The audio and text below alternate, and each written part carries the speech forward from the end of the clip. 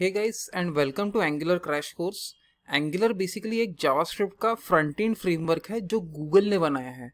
और ये जो फ्रेमवर्क होता है इसका यूज करके आप single page application, single page web based applications बना सकते हो। अब अगर हम बोलेंगे सिंगल पेज तो क्या होता है कि पूरी की पूरी जो वेब एप्लीकेशन होती है वो इसमें सिंगल रिक्वेस्ट में लोड हो जाती है और उसके बाद कभी भी वो एप्लीकेशन रिफ्रेश नहीं होती है। वो एप्लीकेशन का जो पार्शियल पेजेस होते हैं या फिर पार्शियल सेक्शंस होते हैं वो री रेंडर होते रहते हैं। फॉर एग्जांपल अगर आपने देखा होगा जीमेल या गूगल ड्राइव, तो एक बार जब आप लॉग इन कर लेते हो तो पूरी की पूरी वेबसाइट लोड हो जाती है और उसके बाद वो एप्लीकेशन जो होती है वो कभी भी रीलोड नहीं होती है। उसका बस छोटा से छोटा जो व्यूज होते हैं वो चेंज होते रहते हैं। तो इन जैसे एप्लीकेशंस को हम बोलते हैं सिंगल पेज एप्लीकेशन, और ऐसी ही एप्लीकेशंस हम एंगुलर का यूज करके बना सकते हैं। इस कोर्स में हम देखेंगे कि हम एंगुलर का यूज करके एप्लीकेशन स्क्रैच से कैसे बना सकते हैं। साथ ही साथ हम देखेंगे कि एंगुलर हम इंस्टॉल कैसे कर सकते हैं, एंगुलर का फाइल स्ट्रक्चर कैसा होता है, एंगुलर में कंपोनेंट्स क्या होते हैं, हम कंपोनेंट्स बना कैसे सकते हैं और वो कैसे काम करते हैं। ये सारी चीजें हम डिटेल में पढ़ेंगे इस कोर्स में।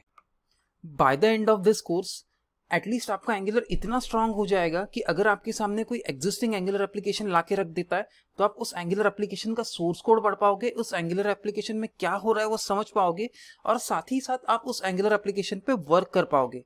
तो मिलते हैं हम हमारे अगले लेसन में, जहां पे हम शुरू करेंगे एंगुलर का हमारा डेवलपमेंट एनवायरनमेंट सेटअप करना। वीडियो शुरू करने से पहले हे गाइस, मैं हूं हर्षल और मैं वेब डेवलपमेंट और फ्रंट एंड डेवलपमेंट टेक्नोलॉजीज पे वीकली वीडियोस डालते रहता हूं। तो अगर आप चैनल पे नए हो तो यार प्लीज चैनल को सब्सक्राइब करो और अगर आपको वीडियो पसंद आती है तो वीडियो को लाइक करो। मिलते हैं हम हमारे फर्स्ट लेसन में। तो हम लोग शुरू करेंगे हमारा एंगुलर का डेवलपमेंट एनवायरनमेंट सेटअप करने से। ये जो डेवलपमेंट एनवायरनमेंट है इसको सेटअप करने के लिए सबसे पहली चीज जो आपको पीसी पे इंस्टॉल करनी पड़ेगी वो है Node.js। Node.js का यूज करके ही आप एक एंगुलर CLI नाम का टूल है जो आपके पीसी पे इंस्टॉल करोगे और ये एंगुलर CLI टूल ही आपको bare bones Angular application generate करके देगा। सो Node.js इंस्टॉल करने के लिए आपको जाना पड़ेगा nodejs.org पे और यहाँ पे उस टाइम पे जो लेटेस्ट वर्जन है नोड का अवेलेबल, जब आप कोर्स देख रहे हो वो आपको डाउनलोड करना है और आपके पीसी पे इंस्टॉल करना है। ये इंस्टॉलेशन बहुत ही स्ट्रेट फॉरवर्ड है जो आप कुछ ही मिनटों में कर लोगे। इनकेस अगर आपको इंस्टॉलेशन के टाइम पे कोई डिफिकल्टी या दिक्कत आती है तो मुझे नीचे कमेंट सेक्शन में कमेंट करके बताओ। I will try my best to help you out guys. उसके अलावा Node.js के साथ आपको एक और चीज़ आपके पीसी पे चाहिए जो है कोड एडिटर। इस कोर्स के लिए मैं यूज़ कर रहा हूँ माइक्रोसॉफ्ट का विजुअल स्टूडियो कोड। अगर आपको चाहिए तो आप कोई दूसरा भी कोड एडिटर यूज कर सकते हो। नोड का इंस्टॉलेशन कंप्लीट होने के बाद सबसे पहले हम चेक कर लेंगे कि मेरा जो नोड है वो सही से इंस्टॉल हुआ है या नहीं हुआ है।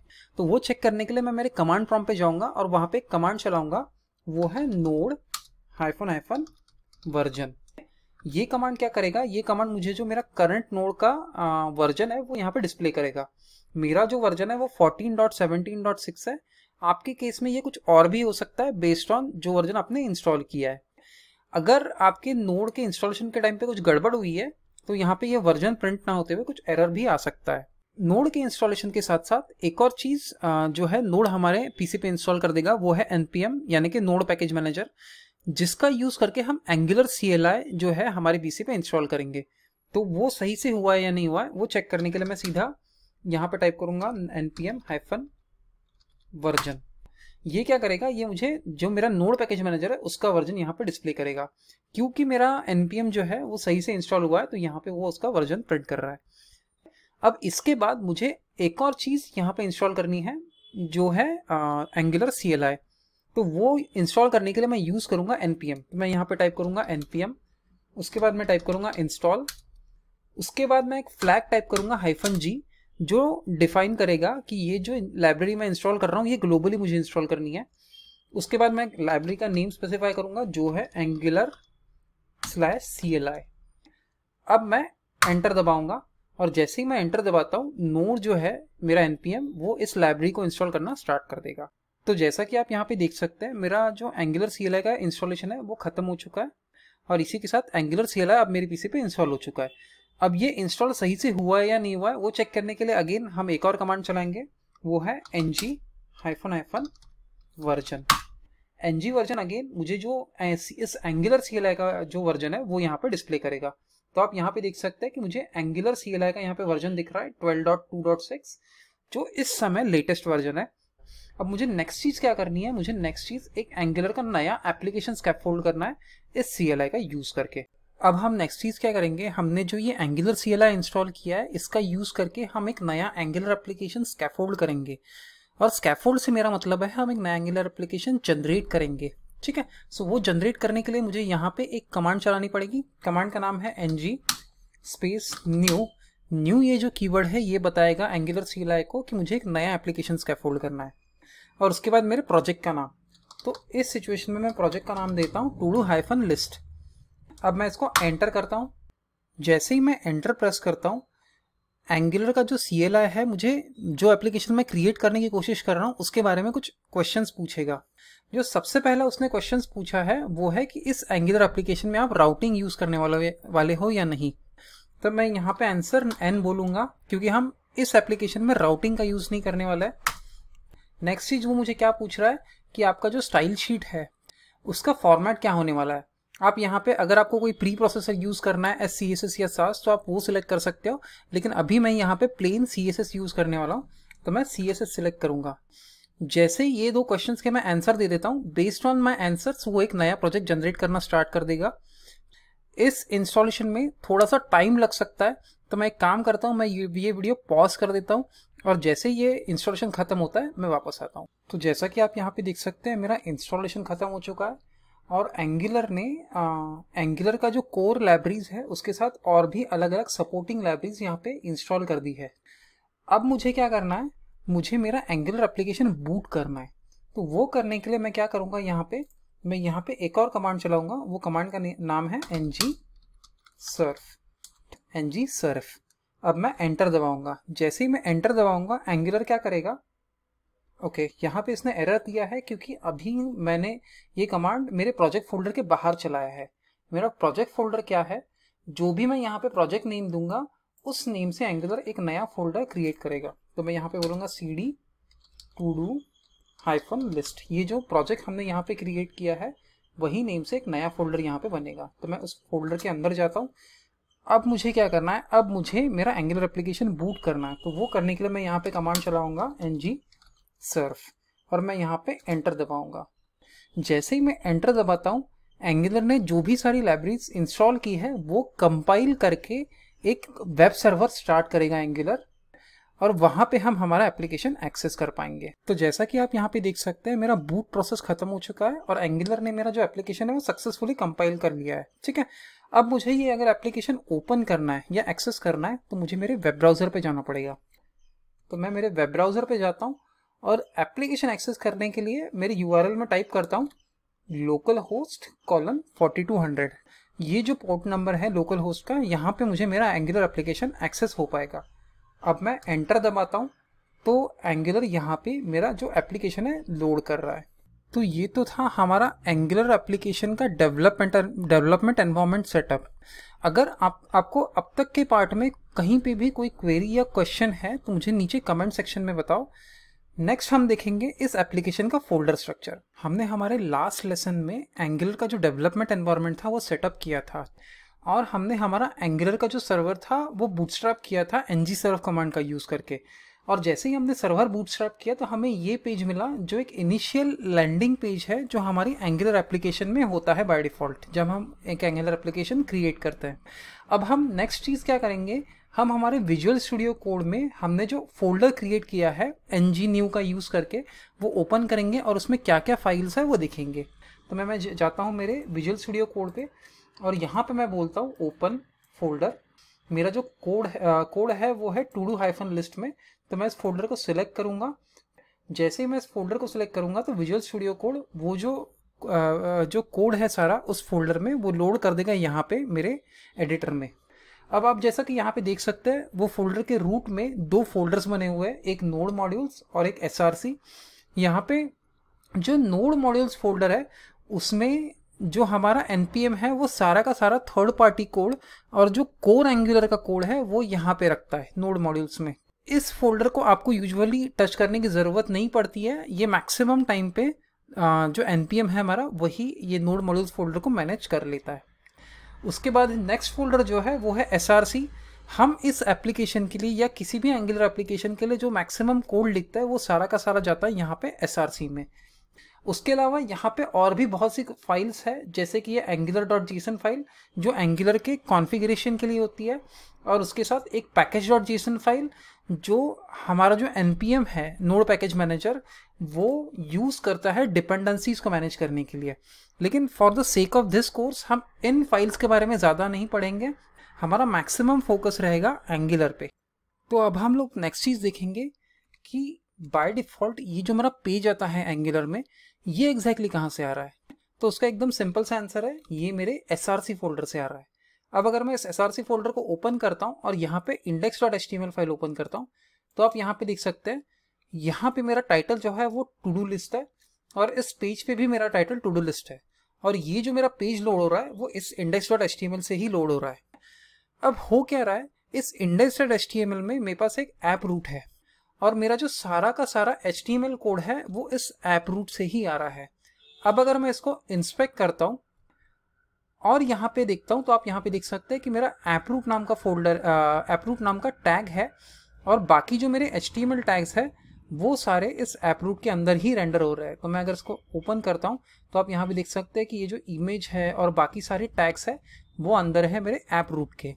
लेकिन अब सवाल आता है कि यहाँ पे एक सिंपल सा जो टैग लिखा है HTML का ऐप रूट, वो इतना सारा कंटेंट कैसे रेंडर कर रहा है। तो उसका आंसर है कंपोनेंट। ऐप रूट एक एंगुलर कंपोनेंट है जो सारा का सारा कोड वहाँ पे रन टाइम में लोड कर रहा है। अब अगर मैं SRC में एक ऐप नाम का फोल्डर है उसको एक्सपांड करता हूँ तो आप यहाँ पे देख सकते हैं मेरे पास बाय डिफॉल्ट एक फाइल क्रिएटेड है ऐप component.html। यहाँ से वो सारा का सारा फोल्डर, सारा का सारा कोड HTML का लोड हो रहा है। तो यहाँ पे आप देख सकते हैं कि मेरा बहुत सा CSS कोड यहाँ पे लिखा हुआ है, और यहाँ पे अगर मैं और नीचे आऊँगा तो यहाँ पे बहुत सारा HTML कोड लिखा हुआ है। ये जो सारा कोड है वो एग्जैक्टली रेंडर हो रहा है मेरे वेब पेज पे। अब नेक्स्ट क्वेश्चन आप पूछोगे कि एंगुलर को कैसे पता चल रहा है कि ये जो HTML कोड है app.component.html का वो मुझे लोड करना है यहाँ पे। तो उसका सिंपल सा का आंसर है कि ये जो ऐप रूट टैग है ये मैंने स्पेसिफाई किया है इस app.component.ts फाइल में। ये मेरी एक कंपोनेंट फाइल है जिसका एक सिलेक्टर होता है। तो इस फाइल को हमने डिफाइन किया है एज अ कंपोनेंट, और यहाँ पे मैंने स्पेसिफाई किया है सिलेक्टर। सिलेक्टर बेसिकली एक कस्टम टैग नेम जैसा होता है। तो यहाँ पे मैंने बताया है उसको, मेरा टैग नेम है ऐप रूट, और जहाँ जहाँ पे मैं ये ऐप रूट यूज करूँगा वहाँ पे टेम्पलेट URL जो है मेरा app.component.html उसका सारा कोड वहाँ पे मुझे प्लेस करना है। तो जहाँ पे भी मैं ऐप रूट प्लेस करूँगा वहाँ पे ये जो कंपोनेंट है टाइपस्क्रिप्ट फाइल, ये सारा का सारा कोड यहाँ से HTML से उठाएगा और वो यहाँ पे प्लेस कर देगा। अब मैं नेक्स्ट चीज़ क्या करूँगा, मैं जो है ये जो HTML फाइल है यहाँ से सारा का सारा कोड डिलीट कर देता हूँ ताकि हम हमारा एप्लीकेशन स्टार्ट से शुरू कर पाए। तो मैं यहाँ पे Ctrl+A बोलूँगा और डिलीट बोलूँगा। अब मैं इसको सेव करता हूँ और मेरे वेब ब्राउज़र पे वापस आता हूँ तो आप यहाँ पे देख सकते हैं कि अब मेरा ऐप रूट कुछ भी रेंडर नहीं कर रहा है। उसका रीज़न ये है कि हमारा जो ऐप रूट है उसकी टेम्पलेट फाइल मतलब उसकी HTML फाइल अब एकदम एम्प्टी है। अब हम हमारे नेक्स्ट लेसन में देखेंगे कि ये कंपोनेंट्स जो हम बोल रहे हैं, ये जो कंपोनेंट्स जो HTML रेंडर करते हैं, ये एग्जैक्टली होते क्या है और ये कैसे काम करते हैं। तो एक कंपोनेंट बेसिकली होता क्या है, एक एंगुलर कंपोनेंट जो होता है वो एक एंगुलर एप्लीकेशन का बेसिक बिल्डिंग ब्लॉक होता है। इसको अगर सिंपल लैंग्वेज में अगर मैं समझाऊं तो लेट्स से आप एक बड़ा सा घर बना रहे हो, ठीक है। वो जो बड़ा सा घर होता है वो क्या होता है, छोटी छोटी सी ईंटों से मिला के बनता है। छोटी छोटी सी ईंटों से मिला के एक एक आपकी दीवार खड़ी होती है, और ये ऐसी बहुत सारी दीवारों से मिलके आपका घर बनता है। आप एक बड़ी सी ईंट से एक सिंगल दीवार खड़ी कर लेते हो क्या? नहीं, आपकी दीवार जो होती है वो एक एक छोटी छोटी ईंट से बनती है।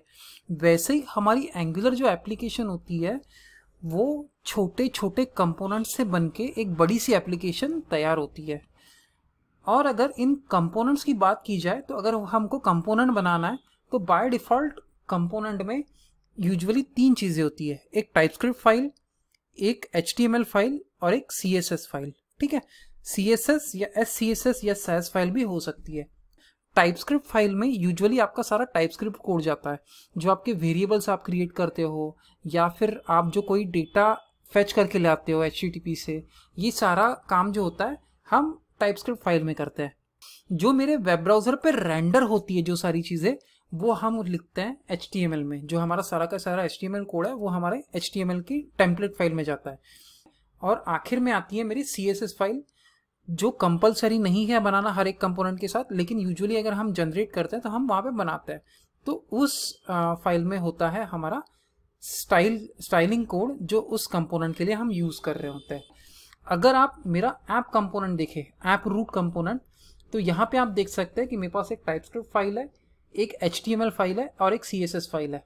अगर मैं टाइपस्क्रिप्ट फाइल ओपन करूँ तो आप ऊपर देख सकते हैं लाइन नंबर 1 पे मैंने इंपोर्ट किया है कंपोनेंट।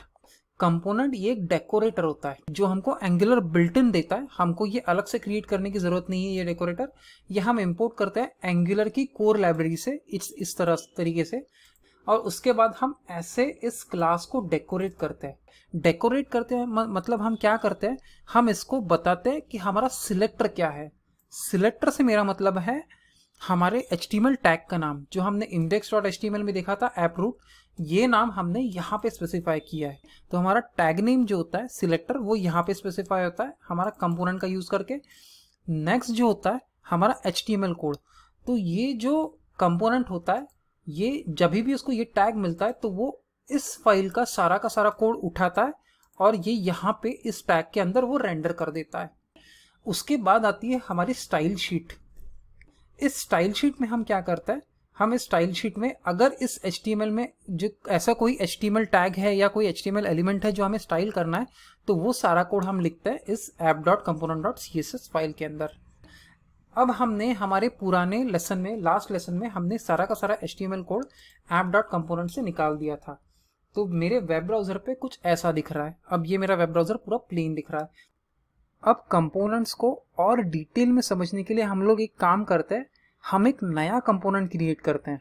हमारी जो एप्लीकेशन है वो एक टू डू लिस्ट एप्लीकेशन है, तो वो एप्लीकेशन मैं सीधा इस app.component.ts में भी लिख सकता हूँ, लेकिन for the sake of this course मैं एक नया कंपोनेंट क्रिएट करता हूँ। अब होता क्या है, मैं एक कंपोनेंट एंगुलर CLI का यूज करके भी जनरेट कर सकता हूँ, जहाँ पे आपको मैक्सिमम कोड बाय डिफॉल्ट मिलेगा और आपको लिखना नहीं पड़ेगा। लेकिन हमको कंपोनेंट जो टॉपिक है वो अच्छे से समझ में आए, इसके लिए मैं ये जो कंपोनेंट है अब मैं पहले मैन्युअली क्रिएट करूंगा। तो ये कंपोनेंट क्रिएट करने के लिए मुझे एक नया फोल्डर क्रिएट करना है, जो मैं इस ऐप फोल्डर में क्रिएट करूंगा। तो मैंने इस फोल्डर का नाम लेट्स से दिया टू डू लिस्ट। तो ये टू डू लिस्ट नाम का मैं कंपोनेंट क्रिएट करने वाला हूँ, जो इस टू डू लिस्ट फोल्डर के अंदर होगा। तो मैंने पहले आपको बताया कि कंपोनेंट में यूजुअली 3 फाइल्स होती है, एक TS, ठीक है, एक HTML और एक CSS। तो मैं 3 फाइल्स क्रिएट कर लेता हूँ। यहाँ पे मैं न्यू फाइल बोलूंगा, यहाँ पे मैं बोलूंगा to do list dot component dot TS। मैं ये नाम कॉपी कर लेता हूँ। तो ये बन गई मेरी TS फाइल। नेक्स्ट मैं बनाऊंगा मेरी HTML फाइल। तो मैंने यहाँ पे TS को रिप्लेस कर देता हूँ HTML से। तो यहाँ पे ये बन गई to do list dot HTML, और सबसे आखिर में मैं बनाऊंगा to do list dot CSS। अब ये तो बन गई 3 मेरी कंपोनेंट्स की फाइल्स। ठीक है, मैं बाकी फाइल्स को क्लोज कर देता हूँ। अब मुझे क्या करना है, मुझे जो कोड था हमारे TS फाइल का जो इस ऐप कंपोनेंट में है, वैसा ही कोड मुझे यहाँ पे to do list component dot TS में लिखना है। तो सबसे पहले मैं क्या करूंगा, कंपोनेंट जो डेकोरेटर हमने देखा था ऐप कंपोनेंट में, वैसा ही डेकोरेटर मैं यहाँ पे इंपोर्ट करूंगा। मैं बोलूंगा इंपोर्ट। मैं ये कहाँ से इंपोर्ट कर रहा हूँ, मैं ये इंपोर्ट कर रहा हूँ एंगुलर कोर लाइब्रेरी से। और मैं क्या इंपोर्ट कर रहा हूँ, मैं इंपोर्ट कर रहा हूँ कंपोनेंट। अब मुझे मैंने कंपोनेंट डेकोरेटर यहाँ पे इंपोर्ट कर लिया है।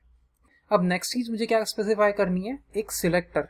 सिलेक्टर से मेरा मतलब है वो जो कस्टम HTML टैग हमने देखा था ऐप रूट, वैसा ही एक टैग जो है मुझे यहाँ पे इस कंपोनेंट के लिए स्पेसिफाई करना है। तो मैं यहाँ पे बोलूंगा @component, उसके बाद मैं बोलूंगा सिलेक्टर। सिलेक्टर पे मैं नाम दूंगा ऐप टू डू लिस्ट। यहाँ पे अगर आप देखोगे तो मैं सिलेक्टर में मैंने ऐप पहले दिया है। ये ऐप जो है ये एक प्रीफिक्स है। यूजुअली हम थर्ड पार्टी लाइब्रेरीज के भी कंपोनेंट्स कभी कभी यूज कर सकता है, और उसमें से अगर लेट्स से किसी लाइब्रेरी में टू डू लिस्ट नाम का कंपोनेंट रहा तो हमारे कंपोनेंट का सिलेक्टर और उनके कंपोनेंट का सिलेक्टर कोलाइड हो सकता है या कोलिजन हो सकता है। तो वो अवॉइड करने के लिए यूजुअली हम ये प्रीफिक्स यूज करते हैं। तो बाय डिफॉल्ट जो एंगुलर का प्रीफिक्स होता है ऐप, लेकिन आप इसको चेंज भी कर सकते हो। अब मैं नेक्स्ट चीज क्या बोलूंगा, मैं नेक्स्ट चीज बोलूंगा टेम्पलेट यूआरएल। मैं मेरा टेम्पलेट स्पेसिफाई करूंगा यहाँ पे, जो मेरी टेम्पलेट फाइल है dot to do dot component dot HTML। ये हो गई मेरी टेम्पलेट फाइल। और सबसे आखिरी में मैं यहाँ पे स्पेसिफाई करूंगा मेरी स्टाइल्स यूआरएल। मेरी स्टाइल्स यूआरएल जो है वो है to do list component dot CSS। एक चीज का आपको ध्यान रखना है, सिलेक्टर और टेम्पलेट यूआरएल ये स्ट्रिंग्स में लिखना है, लेकिन जो मेरा स्टाइल्स यूआरएल है वो एक एरे के अंदर मुझे एज ए स्ट्रिंग लिखना है।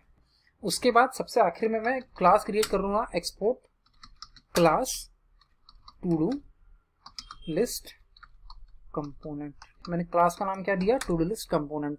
अब मैं इसको सेव कर लेता हूँ। यूजुअली यहाँ पे कंपोनेंट देना कंपलसरी नहीं है, लेकिन ये एक कन्वेंशन है कि यूजुअली जब भी हम कोई कंपोनेंट क्लास क्रिएट करते हैं तो उसके आखिरी में हम लिखते हैं कंपोनेंट। यहाँ पे एक एरर मुझे मिल रहा है, वो क्या बोल रहा है कि ये फाइल जो है उसे मिली नहीं है।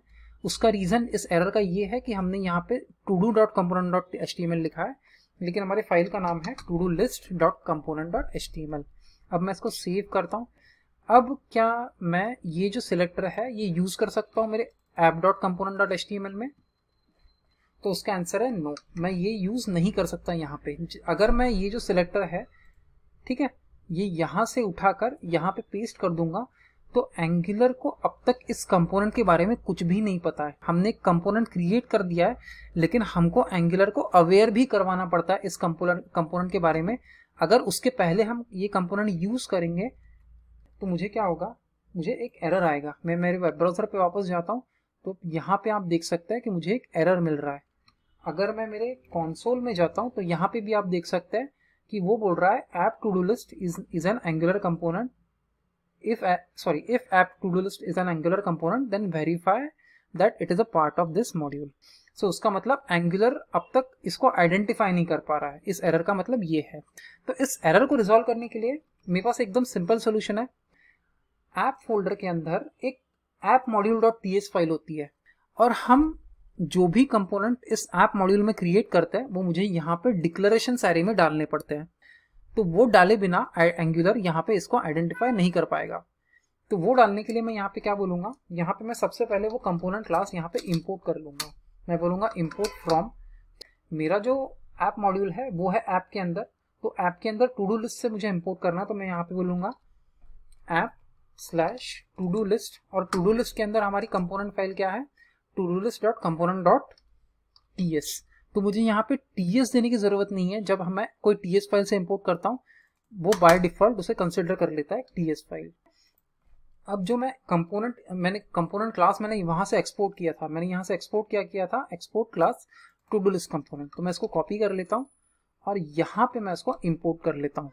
अब नेक्स्ट चीज मैं क्या करूंगा, नेक्स्ट चीज मैं इस कंपोनेंट क्लास को फिर से कॉपी करके यहाँ पे मैं पेस्ट कर दूंगा NG मॉड्यूल्स के अंदर। ऐप मॉड्यूल के अंदर ये जो डेकोरेटर है NG मॉड्यूल, उसके डिक्लेरेशंस नाम के एरे के अंदर मुझे ये जो क्लास है इसको यहाँ पे ऐड करना है इस डिक्लेरेशन एरे में। और अब इसको अगर सेव करता हूँ और मेरे वेब ब्राउजर पे आता हूँ, अब इसको मैं सेव किया मैंने, तो आप यहाँ पे देख सकते हैं कि अब जो मेरा कंसोल है वहां से ये जो एरर था वो निकल गया है और ये कंपाइल्ड सक्सेसफुली का मुझे मैसेज मिल रहा है।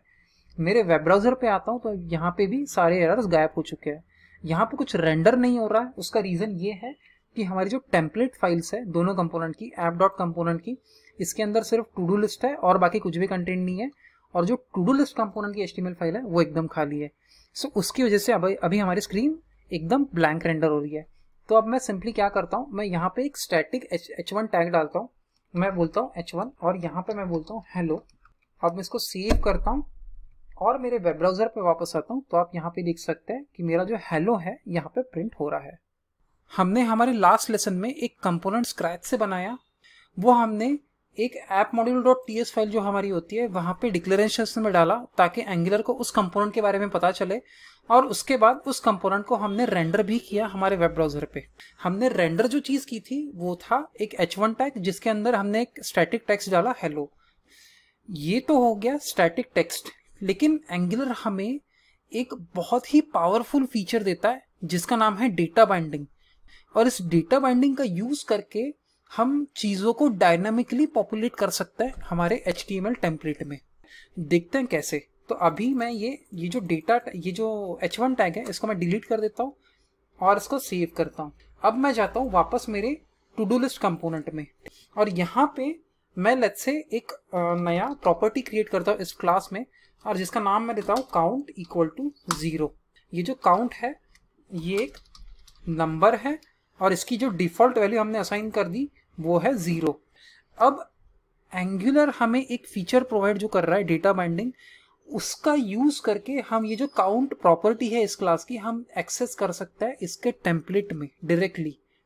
तो वो हम करेंगे। मैं जाता हूँ इसके टू डू लिस्ट में और मुझे क्या करना है, मुझे ये जो मैंने काउंट यहाँ पे नाम का प्रॉपर्टी क्रिएट की है इसकी वैल्यू सीधी डिस्प्ले करनी है यहाँ पे मेरे वेब ब्राउजर में। तो मैं यहाँ पे क्या कर सकता हूँ, यहाँ पे मैं यूज कर सकता हूँ इंटरपोलेशन नाम का एक फीचर। भले ही इसका नाम बड़ा कॉम्प्लिकेटेड है इंटरपोलेशन, लेकिन एकदम ही सिंपल सी चीज है। मुझे यहाँ पे 2 कर्ली ब्रेसेस ऐसे ओपन और क्लोज करनी है और इसके अंदर वो प्रॉपर्टी का नेम लिखना है जिसकी वैल्यू मुझे डिस्प्ले करनी है। अब मैं इसको सेव कर देता हूँ और मेरे वेब ब्राउजर पे वापस आता हूँ। तो यहाँ पे एकदम छोटा सा टेक्स्ट है वो, मैं इसको थोड़ा जूम करता हूँ तो आप यहाँ पे देख सकते हैं कि 0 यहाँ पे डिस्प्ले होना स्टार्ट हो गया है। तो हमने डायनामिकली एक प्रॉपर्टी बाइंड कर दी हमारे HTML में। हमने एक प्रॉपर्टी क्रिएट की हमारे क्लास में और वो बाइंड कर दी है हमारे HTML में। इसका मैं जूम यहाँ से अभी हटा देता हूँ, ठीक है। और एक काम करता हूँ, इसको मैं मेरे H1 में डालता हूँ। अब मैं इसको सेव करता हूँ और वेब ब्राउजर पे वापस आता हूँ तो आप यहाँ पे देखेंगे अब ये थोड़ा बड़ा दिख रहा है। अब ये तो हो गई डायनामिक बाइंडिंग की बात, हमने डेटा बाइंडिंग कर दी। लेकिन इसका असली पावर तब हमें पता चलेगा जब ये जो डेटा है एंगुलर रन टाइम पे अपडेट करेगा। अब रन टाइम पे अपडेट करने से मैं क्या बोल रहा हूँ, लेट्स से मैं और 2 बटन्स यहाँ पे क्रिएट करता हूँ, एक प्लस की और एक माइनस की। जब मैं प्लस पे क्लिक करूंगा तो ये जो वैल्यू है 1 से बढ़ती जाएगी और जब माइनस पे मैं क्रिएट करूंगा तो ये जो वैल्यू है ये 1 से कम होती जाएगी। तो चलिए हम वही सेम चीज़ अभी जल्दी से करते हैं। मैं यहाँ पे बोलूँगा बटन, मैंने यहाँ पे एक बटन क्रिएट कर दी और जिसका नाम मैंने इसका नाम नहीं देता हूँ, मैं इसके में बस प्लस लिखता हूँ और मैं यहाँ पे एक और बटन बनाता हूँ और यहाँ पे मैं माइनस लिखता हूँ। अब मैं इसको सेव करता हूँ और मेरे वेब ब्राउजर पे वापस आता हूँ तो आप यहाँ पे देख सकते हैं 2 बटन्स बन गई है, प्लस और माइनस। लेकिन इन बटन्स के कुछ हो नहीं रहा है, ठीक है। उसका रीजन है कि मैंने सिर्फ स्टैटिक बटन्स बनाई हैं, उनमें अभी तक मैंने कुछ फंक्शनैलिटी ऐड नहीं की है। तो सबसे पहले मुझे क्या करना है, इन बटन्स के क्लिक इवेंट को मुझे लिसन करना है। तो क्लिक इवेंट को लिसन करने के लिए मेरे पास एकदम ही सिंपल सी चीज़ है। एंगुलर मुझे एक लिसनर प्रोवाइड करता है, एक तरीका प्रोवाइड करता है जिससे हम इन इवेंट्स पे लिसन कर सकेंगे। तो मैं यहाँ पे लिखूंगा ये ऐसे ओपनिंग, इसको क्या बोलते हैं हम, इसको ओपनिंग ब्रैकेट और क्लोजिंग ब्रैकेट और round bracket, sorry opening round bracket और क्लोजिंग राउंड ब्रैकेट, ऐसे मैं बटन टैग के अंदर क्रिएट करूंगा। और यहाँ पे जो इवेंट पे हमको लिसन करना मैं उसका नाम लिखूंगा। हमारा इवेंट है क्लिक, तो क्लिक इवेंट पे मैं इसको लिसन करूंगा। ओके, इसका स्पेलिंग क्लिक। अब मैं इसको इस पे लिसन करूंगा और जैसे ही क्लिक पे कोई क्लिक करता है प्लस बटन पे तो मैं इसको क्या बोलूंगा, प्लस। तो ये प्लस मेथड जो है, जैसे ही कोई इस बटन पे क्लिक करेगा तो प्लस मेथड कॉल होना स्टार्ट हो जाएगा। तो ये प्लस मेथड अभी मुझे एरर दे रहा है क्योंकि मैंने प्लस मेथड अब तक बनाया नहीं है। तो जैसे मैंने काउंट जो प्रॉपर्टी थे यहाँ से मैं एक्सेस कर रहा हूँ, वैसे ही प्लस जो प्रॉपर्टी है या फिर मेथड हम बोल सकते हैं, मैं यहाँ पे क्रिएट करूंगा जो हम सीधा एक्सेस करेंगे हमारे टेम्पलेट में। तो मैं प्लस बोलूंगा, ये प्रॉपर्टी रिटर्न कुछ भी नहीं करेगा, तो मैं यहाँ पे सिंपली वॉइड लिखूंगा और यहाँ पे मैं बोलूंगा this dot count plus plus plus plus, उसकी वैल्यू 1 से इंक्रीज कर देगा। अब मैं इसको सेव करता हूँ। मैंने HTML भी अब तक सेव नहीं किया तो मैं इसको भी सेव करता हूँ और मेरे वेब ब्राउज़र पे वापस आता हूँ, तो आप यहाँ पे देख सकते हैं कि जब जब मैं इसको क्लिक कर रहा हूँ तो मेरी जो वैल्यू है वो 1 से in the run time update हो रही है। सो जब भी ये काउंट की वैल्यू अपडेट होगी, ऑटोमेटिकली इंटरपोलेशन उसका जो अपडेशन है वो रिफ्लेक्ट करेगा मेरे H1 टैग के अंदर। यहाँ पे एक और बात आपको, एक और चीज़ मैं आपको यहाँ पे बता दूं कि यहाँ पे मैं उस हर एक इवेंट पे लिसन कर सकता हूँ जो इवेंट एक बटन पे अप्लाई होता है। फॉर एग्जांपल इस पे मैं माउस होवर पे भी लिसन कर सकता हूँ। Mouse over. अब मैं इसको अगर माउस ओवर पे करता हूँ तो जैसे जैसे मैं माउस इसके ऊपर लेके जाता हूँ, मैं क्लिक नहीं कर रहा हूँ, मैं बस माउस उसके ओवर लेके जा रहा हूँ, यानी माउस उसके ऊपर लेके जा रहा हूँ, तो ये वैल्यू जो है वो 1 से इंक्रीज हो रही है। वैसे ही मैं इस पे हर एक इवेंट जो एक जावास्क्रिप्ट का स्टैंडर्ड इवेंट होता है मैं यहाँ पे अप्लाई कर सकता हूँ। क्लिक, माउस ओवर, माउस इन, माउस आउट, मैं सारे इवेंट्स यहाँ पे लिख सकता हूँ। For the sake of this video मैं सिर्फ यहाँ पे लिख रहा हूँ क्लिक। अब मैंने प्लस लिख दिया, वैसे ही मुझे माइनस भी लिखना है ताकि इसकी वैल्यू मैं कम कर पाऊँ। अब मैं वापस जाऊँगा यहाँ पे और मैं एक नया मेथड बनाऊंगा माइनस। इस क्लास में मैंने एक नया मेथड बनाया माइनस, ये भी रिटर्न कुछ नहीं करेगा, तो मैं इसको बोलता हूँ void this dot count minus minus. अब मैं इसको सेव करता हूँ और HTML में वापस जाता हूँ और यहाँ पे वापस से इस बटन पे एक क्लिक इवेंट लगाता हूँ। मैं इसको बोलूँगा क्लिक, और ये क्लिक बटन, इस बटन पे माइनस बटन पे जब भी कोई क्लिक करेगा तो मुझे कौन सा मेथड कॉल करना है, माइनस। अब मैं इसको सेव करूंगा और मेरे वेब ब्राउज़र पे वापस आऊंगा, तो जब जब मैं इसको क्लिक कर रहा हूँ प्लस पे तो वो जो नंबर है वो 1 से इंक्रीमेंट हो रहा है, और जब जब मैं इसको माइनस कर रहा हूँ तो वो जो नंबर है वो 1 से डिक्रीज हो रहा है। तो यहाँ पे जो हमने किया, यहाँ पे जो ये जो हमने वैल्यू डिस्प्ले की, इसको हम बोलते हैं इंटरपोलेशन। और यहाँ पे जो हमने क्लिक इवेंट पे ये जो मेथड्स कॉल की, इसको हम बोलते हैं इवेंट बाइंडिंग। और ये दोनों चीजें डेटा बाइंडिंग का पार्ट है। हमने हमारे लास्ट लेसन में देखा था कि बाइंडिंग्स एग्जैक्टली काम कैसे करती है एंगुलर में। अब हम हमारा जो एप्लीकेशन है, टू डू एप्लीकेशन, वो बनाना स्टार्ट करते हैं। लेकिन वो बनाना स्टार्ट करने से पहले हम हमारे गोल सेट कर लेते हैं कि एग्जैक्टली हमें बनाना क्या है। तो मैं यहाँ पे आपको दिखाता हूँ, हमें एक सिंपल सा एप्लीकेशन बनाना है जहाँ पे एक इनपुट बॉक्स होगा और उसके बाजू में एक सेव बटन होगा, और ये जो है यहाँ पे हम कुछ टू डूज हम लिख सकते हैं। For example let's say office में मैं ट्रैक रखता हूँ कि क्या क्या चीज़ें मुझे करनी है, टू डू लिस्ट हमारी होती है, वैसे ही ये एप्लीकेशन होगी। यहाँ पे लेट्स से मैं कुछ भी टाइप करूँगा, have a meeting at 10 AM, तो वो यहाँ पे आ जाएगा। फिर उसके बाद नीचे लिस्ट में, उसके बाद मैं लेट्स से एक और चीज़ ऐड करूँगा, need to send a email to client, तो वो अगेन यहाँ पे एक नया आइटम आ जाएगा। अगर मैंने कोई आइटम गलती से यहाँ पे ऐड कर दिया होगा तो यहाँ पे आइटम के बाद डिलीट बटन होगा, जिसमें मैं क्लिक करता हूँ तो आइटम वहाँ से डिलीट हो सकता है। उसके अलावा मुझे वैलिडेशन भी यहाँ पे लगाना होगा। लेट्स से अगर मैं गलती से यहाँ पे सेव बटन पे क्लिक कर देता हूँ बिना कुछ यहाँ पे ऐड किए, तो एक नया एम्प्टी आइटम यहाँ पे क्रिएट नहीं होना चाहिए। मुझे यहाँ पे चेक लगाना है कि जो यूज़र है वो यहाँ पे एटलीस्ट कुछ ना कुछ टेक्स्ट उसने यूज़र ने यहाँ पे टाइप किया है। तो ये ऐसा हमारा एप्लीकेशन होगा। हम स्टार्ट करते हैं हमारे नेक्स्ट लेसन में। अब सबसे पहली चीज़ मैं क्या करूँगा, ये जो मेरा पुराना कोड है काउंटर का, वो मैं यहाँ से डिलीट कर देता हूँ। ठीक है, अब इसकी मुझे ज़रूरत नहीं है। मेरे component.ts में भी कुछ कोड है, वो भी मैं अब डिलीट कर देता हूँ। अब नेक्स्ट चीज़ मैं क्या करूँगा, मैं जाऊँगा मेरे वायर फ्रेम पे। यहाँ पे आप देख सकते हैं मेरे पास एक इनपुट फील्ड है और एक सेव बटन है। तो सबसे पहले हम ये दोनों चीज़ें बनाएंगे। तो मैं मेरे HTML में जाता हूँ, यहाँ पे मैं एक डिव क्रिएट करता हूँ और डिव के अंदर मैं एक इनपुट फील्ड क्रिएट करता हूँ जिसका टाइप होगा टेक्स्ट। उसी के साथ मैं एक यहाँ पे बटन क्रिएट करता हूँ और बटन का नाम मैं देता हूँ सेव।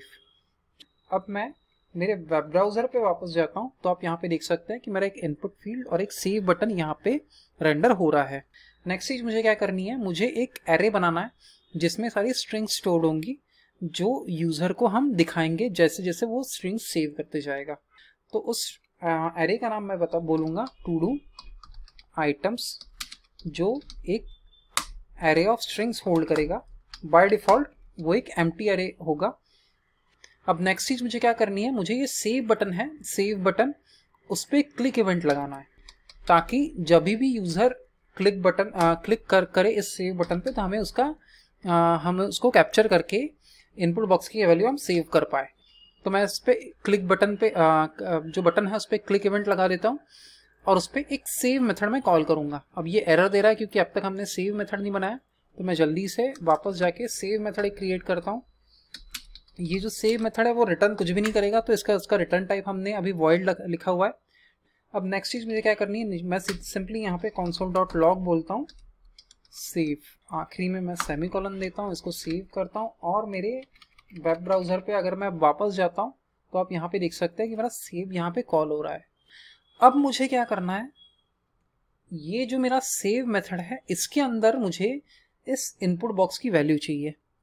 तो ये वैल्यू हम यहाँ से एक्वायर करने के लिए या फिर ये वैल्यू एक्सेस करने के लिए मैं एक ट्रिक यूज़ करने वाला हूँ जिसका नाम है टेम्पलेट रेफरेंस वेरिएबल। मैं क्या करूँगा, मैं यहाँ पे एक हैश दूंगा मेरे इनपुट टैग पे, और इसको मैं बोलता हूँ इनपुट लेट्स से एलिमेंट। ये बेसिकली एक HTML वेरिएबल की तरह है, टेम्पलेट रेफरेंस वेरिएबल, ठीक है। और ये इस इनपुट का जो डॉम एलिमेंट होता है, उसका मतलब HTML एलिमेंट, वो ये इस वेरिएबल में स्टोर होता है। अब मैं क्या करूँगा, ये जो वेरिएबल है मैं इस इनपुट को यहाँ से पास कर दूंगा, सेव मेथड को, ये जो इनपुट एलिमेंट है ये यहाँ से पास कर दूंगा। अब ये मैंने यहाँ से सेव किया, ये यहाँ से मैंने पास किया है, तो मुझे रिसीव भी करना पड़ेगा। तो यहाँ पे मैं बोलूँगा अगेन इनपुट एलिमेंट, इसका टाइप होगा एनी। अब मैं इसको यहाँ पे कंसोल लॉग कर देता हूँ। अब यहाँ पे मैंने एक टेम्पलेट रेफरेंस वेरिएबल बनाया, हैश यहाँ पे देना कंपलसरी है, लेकिन जब मैं उसको पास करूँगा तब हैश देना कंपलसरी नहीं है, क्या कंपलसरी नहीं, देना ही नहीं है। अब मैं इसको वापस जाता हूँ और सेव बटन के वापस क्लिक करता हूँ, तो आप यहाँ पे देख सकते हैं कि मुझे ये जो इसकी इनपुट फील्ड है वो उसका इंस्टेंस यहाँ पे मुझे सेव बटन के क्लिक पे मिल रहा है। अब अगर इस इंस्टेंस की मैं वैल्यू देखता हूँ तो मुझे मिल सकती है .target.value में। किसी भी इनपुट एलिमेंट की वैल्यू कहाँ पे स्टोर होती है, उसके डॉम एलिमेंट की .target.value में। तो अब मैं इसको सेव करता हूँ और मेरे वेब ब्राउजर पे वापस आता हूँ। अब मैं इस इनपुट फील्ड में ABCD टाइप करता हूँ और सेव बटन पे क्लिक करता हूँ। ओके, मुझे यहाँ पे एरर मिल रहा है। उसका रीज़न हो सकता है कि ये टारगेट पे ना मिलते हुए मुझे वैल्यू पे मिल रहा हो। हाँ ओके, यहाँ पे मैं टाइप करता हूँ ABCD। अब मैं सेव पे क्लिक करता हूँ तो मुझे ABCD ये चीज़ मिल रही है यहाँ पे। अगर मैं वैल्यू अपडेट करके सेव बटन पे क्लिक करता हूँ तो मुझे नई वैल्यू यहाँ पे अवेलेबल होती है। सो इसका मतलब target.value नहीं करना है हमें, सिर्फ इनपुट एलिमेंट .value ही हमें यहाँ पे लिखना है। एक और चीज़ मैं यहाँ पे बता दूँ कि this is not the ideal way to handle a form in Angular. Usually हम क्या करते हैं, यूजुअली हम एक फॉर्म्स मॉड्यूल नाम का एक मॉड्यूल होता है या फिर एक फीचर होता है एंगुलर में, उसका यूज़ करके हम फॉर्म से यूजुअली डील करते हैं।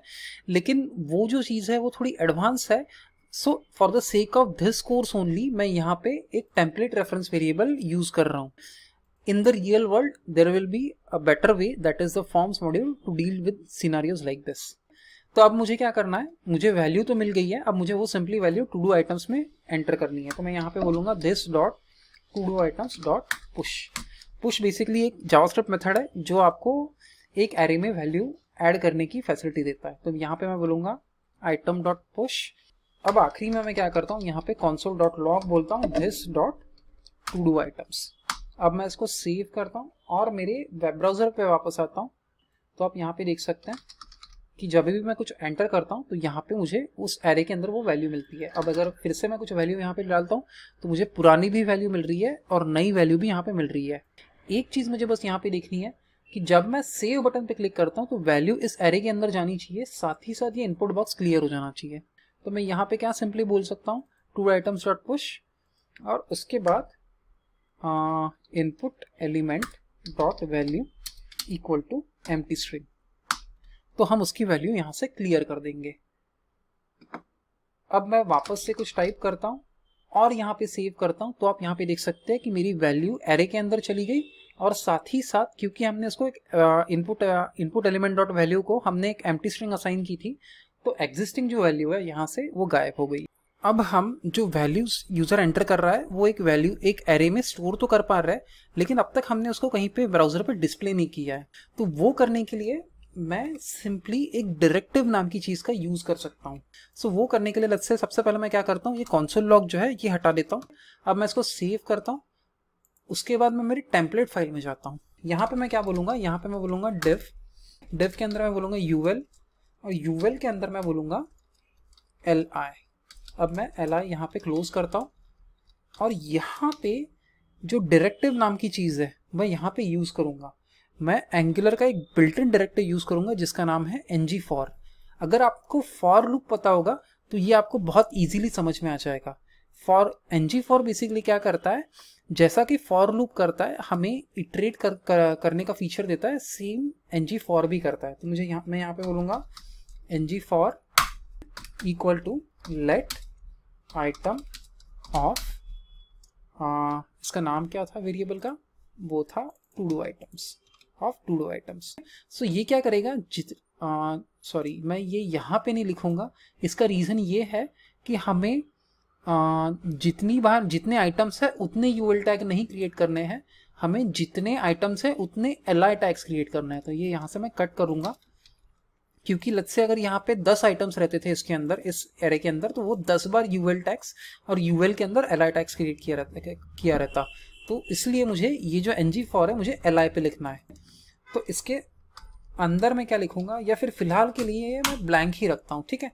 हम यहाँ पे सिंपली इसको सेव कर लेते हैं और मेरे वेब ब्राउजर पे वापस आते हैं। अभी मुझे कुछ भी नहीं दिख रहा है क्योंकि बाय डिफॉल्ट वो जो एरे है वो एम्प्टी है। अब मैं अगर इसके अंदर लेट्स से कुछ लिखता हूँ, लेट्स से समथिंग मैं यहाँ पे लिखता हूँ और सेव करता हूँ, तो एक लिस्ट आइटम यहाँ पे ऐड हो गया है, एलआई यहाँ पे ऐड हो गया है। यहाँ पे कुछ वैल्यू नहीं दिख रही है, उसका रीजन ये है कि एलआई हमारा अब तक एम्प्टी है। अब मैं क्या करूँगा, लेट्स से एक और चीज़ यहाँ पे ऐड करूँगा, समथिंग एल्स। अब मैं यहाँ पे वापस से सेव करता हूँ, तो आप यहाँ पे देख सकते हैं कि फिर से एक और एलआई क्रिएट हो गया है, लेकिन वो भी अभी एम्प्टी है।